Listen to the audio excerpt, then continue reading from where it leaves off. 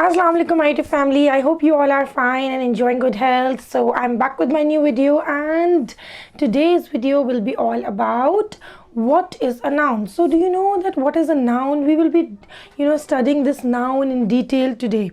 I'm going to explain you in detail the noun, the meaning of noun, the types of nouns, the example sentences along with them. And I'm sure that once I'll teach you all these things, you won't feel any difficulty after watching this complete video till the end in the nouns. So basically, what are nouns? Nouns होते क्या हैं? Noun is basically a naming word. इतनी simple इसकी definition है कि it's a naming word. किसी भी चीज़ को अगर हमें नाम देना है तो वो noun होगा. For example, I will say that my name is Palvasha. तो इसमें क्या है noun?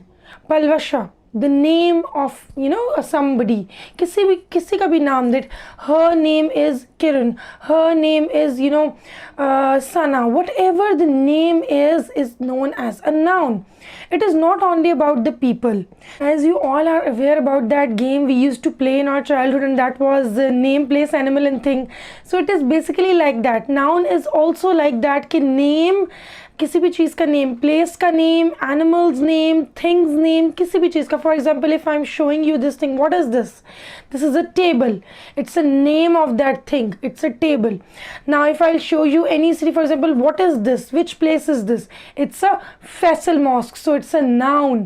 So noun is a naming word. Whenever we give name to anything, place, person, whatever, the thing, place, person, city, whatever it is in front of us, we're going to give the name to that specific particular thing. That is going to be a noun. ठीक है, ये बात अब तक clear हो गई कि what is the meaning of the noun. Now I hope that you're not going to feel difficulty in it. And in English, if I'll explain you in detail, so it's of course a noun is a word that represents a person, place, thing or idea. It is one of the 8 parts of speech in English grammar. Nouns can be singular or plural. Of course we know it कि वो ज़्यादा भी हो सकते हैं. Plural means more, singular means one. And they can be further categorized into different types, and you are all aware about the different types, and those are common nouns, proper nouns, concrete nouns, abstract nouns and collective nouns. So these are all the types of the nouns. Now let's move on towards the example sentences along with these types of nouns. So let's get going. My dear audiences, one more thing before beginning, and that is that nouns are essential for building sentences. We all know this, okay? It's very important that we need nouns for building the sentences and communicating effectively in any language. So if there is no noun in the sentence, then of course that sentence is going to be incomplete. So to complete the sentence structure, the nouns are, they play a very vital role in it. So this is all about the importance of nouns, the definition we have discussed, the types we have discussed. So how many types of nouns I told you already? These are altogether the 5 types of nouns which I have told you. So the very first type of noun is, which we are going to write now. So the very first type of noun is the proper nouns. These nouns basically have specific names of people, places, organizations and other entities. They always start with a capital letter. This is the important tip which I am telling you, that proper nouns start with the capital letter. They are in a proper way. For example, if I'm talking about any person, for example John, so John is a person, will be written in a proper form. J capital. Paris, a place, written in a with a capital. It's a proper noun. And if we'll talk about any organization, that's Coca-Cola, and that's going to be written in caps. And even the Great Wall of China, the whole thing is going to be written in the caps. The Great Wall of China, as I've mentioned it at the back, it's a landmark and it's going to be written in the caps. Now let's move on to some example sentences to make it a bit more clear to you about the proper nouns. Name of a proper thing with a capital letter. Now, for example, I told you the example of John, the name, of a person. So you can say that John is my uncle, John is my cousin, or else you can say Or else you can say that John is my neighbor. So you are going to use that word John, J capital, name of somebody, and that is going to be a noun. Now the next thing which we're going to discuss about is the place. I visited Paris last summer. So Paris is going to be written in the capital letter. Okay, P is going to be capital. That is a noun, a name of a place. So till here I have cleared you all these things. What is a proper noun? Proper noun is the name of a proper thing, place, animal, which is written properly with the capital letter. I hope I have cleared this point to all of you. Now let's move on to the next type of the noun, and that is common noun. Now by the name common noun, you are quite clear that common nouns are something which are not going to be written in the capital letters, which will be always written in the small letter. And we're talking about the common things, common places, common people, and something. These are general names of people, places, things, and ideas. They do not start with the capital letter, as I told you already. The example includes like the book, which is a thing. A place, we will talk about the city. This is a city. City is a common noun. A person, who's which person? Student, teacher, who? The profession, or we're going to talk about the person's profession or the person in general. So that is a common noun. And if we'll talk about any ideas, it could be happiness, sadness, anything that is going to be added into the noun. So let's talk about the example sentences now to make it a bit more clear to you guys. Now the example sentences, the first example I gave you of the book, a thing. So the example sentence is that New York City is one of the most popular tourist destinations in the world. Here the word city is going to be a common noun. Of course the word New York is the proper noun, but the word city is a common noun, right? The student asked a question during the lecture. So student, we named that person a student. So student is a common noun. Happiness is a state of mind. Happiness is an idea, so it's a common noun. So these are all the common nouns which I've discussed with all of you already, and I'm sure you are quite clear about it. The proper and common nouns difference. Proper nouns start with the capital letters, and the common nouns start with definitely they won't start with the capital letters. They are written always with the small letters, and they are common in general. So the things which are in general. Let's move on towards the next type of noun, and that is a concrete noun. So basically, what is a concrete noun? Concrete noun are the tangible objects that can be seen, touched, smelled, heard, or tasted. And the examples include are, for example, anything which we can touch, see, hear, smell, concrete. The examples include are tree, the thing which we can touch, dog, an animal which we can touch, see, hear him barking, the perfume, which we can smell, that is a, concrete noun. Another example is the music. The music, the music at the concert was amazing. So the music is a concrete noun here. So now let's move on to the example sentences from the beginning. The tree. What will be the example sentence of tree? The tree in my backyard has grown so tall. The tree in my backyard has grown so tall. So tree is a concrete noun which you can touch, and in the backyard it's grown so tall. You referred it and you told the example.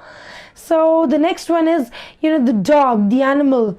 It's an animal, and you are talking about it because it starts with the small letter, and you will say that my dog always greets me at the door when I come home, when I stepped inside the house. So it's like dog is a concrete noun. You can touch that dog and you can hear him barking, so that's also a concrete noun.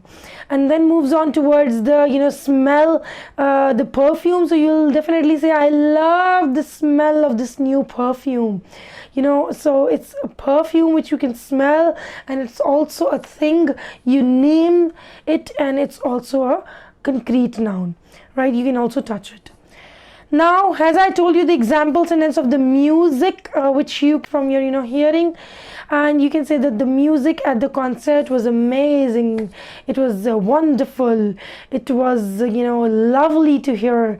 It actually cherished me, and I it gave me life. So this is something, about the concrete noun, and I'm sure that you are quite clear about, the concrete noun by seeing all these example sentences and the examples I've given you. And this was all about the concrete noun. Now you are requested to, keep on making notes about these all types of nouns so as to never forget this in the future.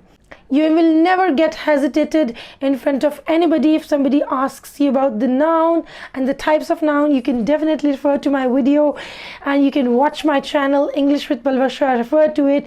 But for that, you must have to subscribe to my channel so as to completely watch all the videos and get this useful content every single day. Stay connected with one person on YouTube who is, making you learn English sincerely and easily and honestly. So then definitely you are going to, do wonders in your life. So let's move on to the next type of noun. So the fourth type of noun is the abstract noun.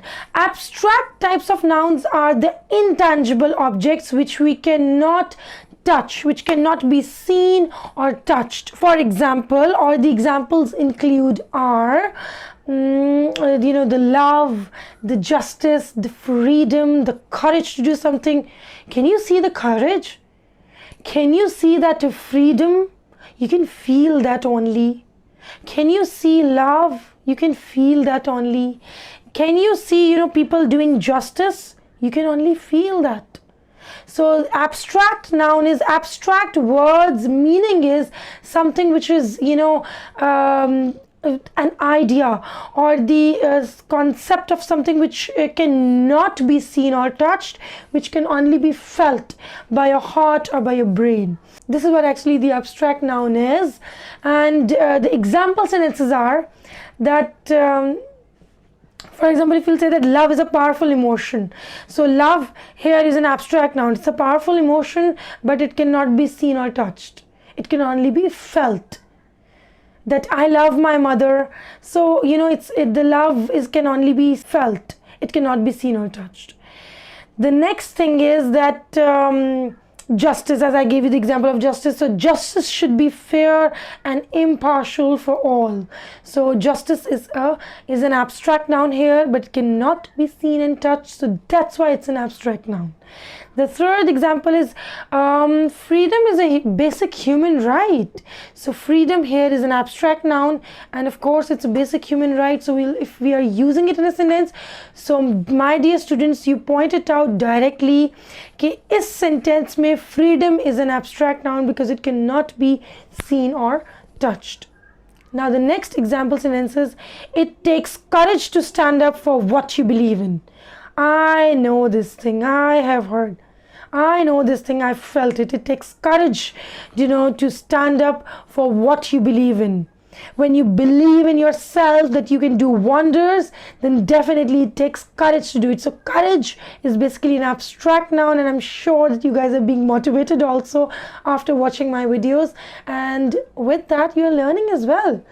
So yes, courage is an abstract noun. I'm sure that you have learned this and you are now clear about the abstract noun, I'm sure. So let's move on to the last type of noun, and that is a collective noun. What is a collective noun? The collective nouns are names for groups of people. These are names for group of peoples, animals and things, right? For examples, the team, the flock, the family, the herd. We say the herd of sheep, the flock of birds, and the team of people. So the first one I gave you, the word is team. So the example sentence is, our team won the championship last year. And the next example sentence is, a flock of birds flew over the field. So flock of birds, collection of something. So that is known as a collective noun. Family is planning a vacation to the beach. So family here is a collective noun. So this is, used in a sentence. You're going to directly point it out that family here is used as the collective noun. The last example sentence is, the herd of cattle gazed in the meadow. So herd here is going to be a collective noun, because you know the herd of cattle, the herd of sheep are going into the meadows. This is something, you know, the collective noun is used here, and you can directly point it out. Sometimes we are being given the sentences that the teachers used to underline, that what is this, which type of noun is it. So if you are, you know, watching this video, after at the end of the video you must, you know, clear yourself that yes, now this is the actual type of noun, and I'm going to sheet correctly after watching my video. And please make notes. I keep on saying that please make notes, write down the examples which I'm giving you, so then it will come in your practice and you will never get hesitated. Here I've ended up the whole, you know, told you and explaining you the types of nouns and the meaning of the nouns, and I'm sure that it is quite clear to you all now that what are the types of nouns, and I've explained each and every type in such detail by giving you the example. So these are just a few examples of the different types of nouns and how they can be used in sentences. Remember that understanding nouns is essential for building strong sentences and communicating effectively in any language. Again, I'm repeating this thing that you have to practice. Practice is the only solution to get a proficiency in your grammar. So this was all from my video. Stay tuned with me. Keep watching English with Palasha. Like, subscribe and share. Allah Hafiz.